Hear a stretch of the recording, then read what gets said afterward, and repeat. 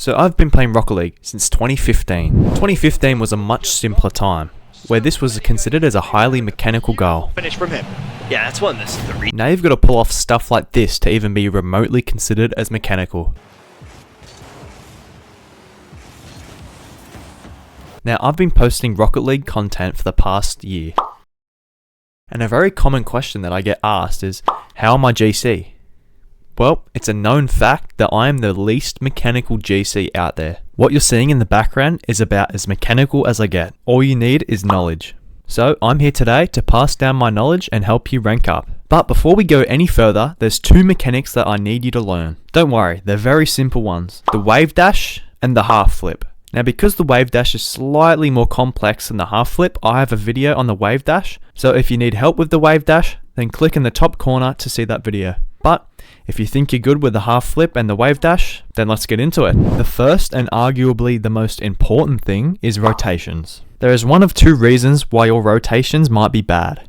Either you're too close to your teammate causing counter-attack goals, or you're too far from your teammate and that allows them to do 2-on-1 demo plays. So let's take this as an example. I've missed the ball in the corner. Now what should I do? A, try and win the ball again. B, wait at a safe distance for my teammate to hit the ball. Or C, rotate back to the corner boost.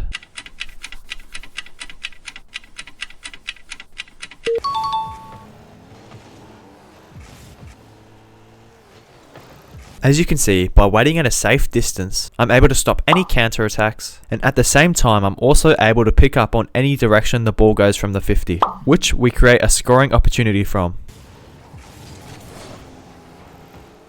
But I suck. No one's perfect, so I'll show you what to do if you get yourself stuck in these two situations. So if you end up too close to your teammates like me in this clip, the absolute best thing you can do is just beeline it towards your own goal and guess where they're gonna shoot. through game number 4. The Quarry's going to need one more, and they may have just found it here. Second touch from Zed. Save! On the line, Aztecs! Now, on the flip side, if you find yourself too far away from the play and the opponent set up a 2-on-1 demo play, my absolute favorite thing to do is fake out the demo runner by braking. Take a look. Hold up.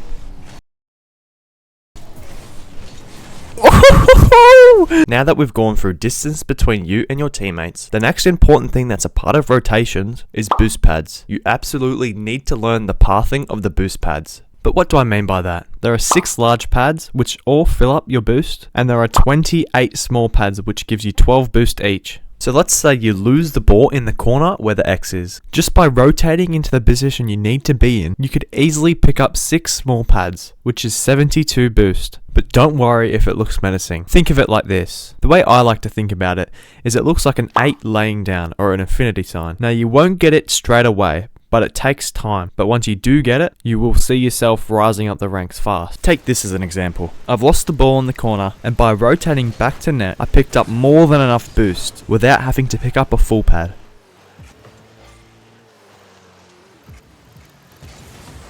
And now I have over 40 boosts to go on their counter attack, which is more than enough. Another important factor of rotations is trusting your teammate 100%. I know this might be a problem for a lot of yous, and you'll tell yourself, oh, teammate should have done this, teammate should have done that.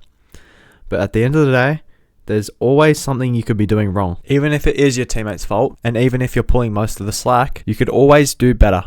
And by trusting your teammate, you give yourself the absolute best opportunity to rank up. And in rotations, the way you can show your trust to your teammate is to not cut in front of him and keep a safe distance from him. I cannot say this enough. If you get too close to your teammate, all it takes is a bad 50 and it's a counter-attack goal. And this gameplay in the background, yes it's GC, and no, it's definitely not perfect. It's very achievable. Just by watching this, you could probably pick out things that I could be doing better. So don't doubt yourself. So let's move on from a game. The next thing is pretty obvious, but you need to be training in free play for hours. Having no mechs means you have to have really good game sense, and game sense is just all about knowing where the ball is going to be before your teammate. When I was a kid, I used to just sit in free play like this. I used to hit the ball against the wall and try and guess where it would be.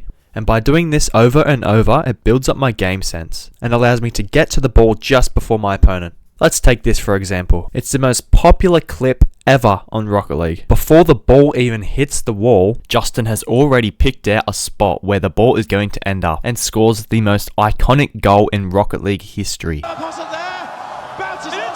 As you can see, Justin is already airborne while the opponents are still on the ground. She's still around. Justin is there for the shot. Justin! This is Rocket League! But if you're not all about free play, then training packs still work. Don't do any of the ones that solely focus on mechanics. You can do like shots you shouldn't miss, backboard reads, wall reads. Just don't worry about all the flicks and the flick reset packs. The last thing I want to run through is called shadow defense. Now, I'll show you an example, but what shadow defense is, it's pretty self-explanatory. You usually do it in like a 2-on-1 or a 1-on-1 situation, but what you do is you shadow your opponent's movements and look for an opportunity to hit the ball. Take this for example. My teammate lost the ball in the corner and I wasn't able to clean it up fast enough. So I'm in a 2-on-1 situation, and as you can see, I don't just rush in because it will be easy for him to flick it over me. I wait for an opportunity, dodge the demo, and get the block. Now you might be thinking, well, how do I improve my shadow defense? The number one way to improve your shadow defense, in my opinion, is just to play heaps of ones.